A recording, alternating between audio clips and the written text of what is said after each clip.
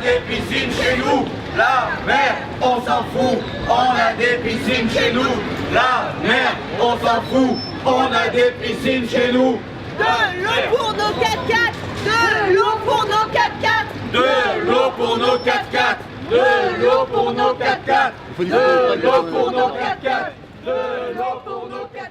Bonsoir, merci et merci beaucoup à vous tous et toutes d'être ici. Alors évidemment, vous l'aurez compris, ça va être une soirée un peu décalée, mais suffisante pour interpeller aussi la population sur les problématiques d'eau qui se distinguent sur deux grands axes en fait. L'eau dont on a besoin pour l'agriculture, pour se laver, pour un certain nombre de besoins de la vie quotidienne, et puis l'eau en tant que ressource naturelle indispensable à notre vie en tant qu'individu, mais aussi à la vie de l'écosystème. C'est la raison pour laquelle la France Insoumise a construit un programme, et particulièrement un programme aujourd'hui dans le cadre de la campagne électorale des élections européennes, où notamment sur les 12 combats qui ont été érigés pour aller au bout de notre combat pour l'eau pour tous, c'est le 7e combat pour le maintien de la biodiversité.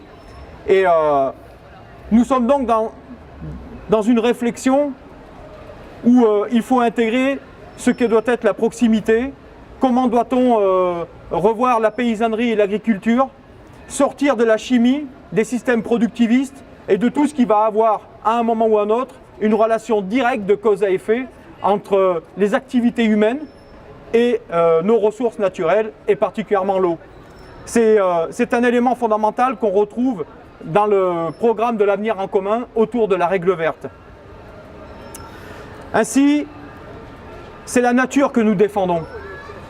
Et aujourd'hui, nous attendons sur toute la planète des voix, et parfois les plus jeunes d'entre nous, qui s'élèvent pour dire qu'on ne peut plus rester dans cette situation. Je pense que le meilleur signal que nous pouvions donner depuis que nous avons mis en place le programme L'Avenir en commun, c'était d'intégrer comme élément fondamental la préservation de l'eau comme étant une ressource vitale pour nous tous. Il y a aujourd'hui au cœur de l'Union européenne 23 millions d'Européens qui n'ont pas accès ou qui ne sont pas connectés à un réseau d'eau. Il y a aujourd'hui des entreprises multinationales qui s'approprient les ressources d'eau pour en faire un bien privé. Et nous, candidates et candidats de la France Insoumise aux élections européennes, nous allons combattre pied à pied, virgule après virgule, pour dire que l'eau, c'est d'abord avant tout un bien commun, et qu'on n'abandonnera jamais ce bien commun pour qu'il soit à la disposition de toutes et tous, pour que tout le monde ait une eau gratuite. L'interdiction de toutes les formes de privatisation de l'eau destinée aux usages de consommation humaine. Lorsque l'eau est gérée par des entreprises privées, elle coûte en moyenne, notamment pour la gestion du réseau, 25% plus cher que lorsqu'il s'agit d'une gestion publique. Et nous démontrerons que par cette gestion publique de l'eau et du réseau de l'eau, en y associant les usagers et l'ensemble des parties prenantes, c'est aussi un modèle que nous déploierons dans l'ensemble des entreprises publiques qui ont intérêt à être dirigées avec l'ensemble des parties prenantes, et je pense notamment au chemin de fer, avec les usagers et les différents élus des collectivités territoriales. Et puis, il y a l'eau quand elle est abandonnée, même en délégation de service public au secteur privé.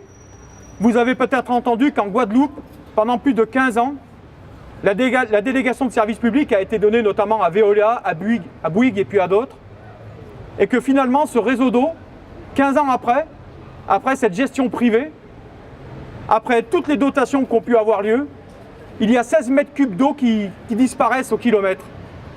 C'est tellement aberrant que lorsque les usagers tournent le robinet, il n'y a plus d'eau au robinet.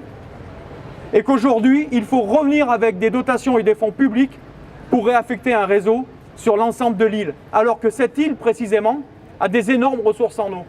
On voit donc bien que dès lors qu'on sort de la gestion réellement publique avec un vrai service public au service des citoyens, on prend tous les risques d'avoir une accaparation des richesses, une privatisation des profits, et c'est ce qu'on constate, et il y a eu suffisamment de scandales en France pour qu'on puisse le relever encore aujourd'hui. Enfin, bien sûr, et je ne veux pas m'étaler, mais nous pensons que si l'eau est un bien commun, personne ne doit en manquer. Donc nous voulons interdire les coupures d'eau dans le foyer principal. Il faut aussi qu'on se rende compte que l'eau, c'est les douches publiques, c'est les fontaines publiques, ce sont les toilettes publiques, c'est aussi un aménagement du territoire et c'est rendre des services à toute la population. Vous le verrez, nous avons un programme qui est riche et j'espère que nous aurons le maximum d'entre vous, toutes et tous, pour mener ensemble ce combat, car nous le disons aujourd'hui, fin du mois, fin du monde, c'est le même combat.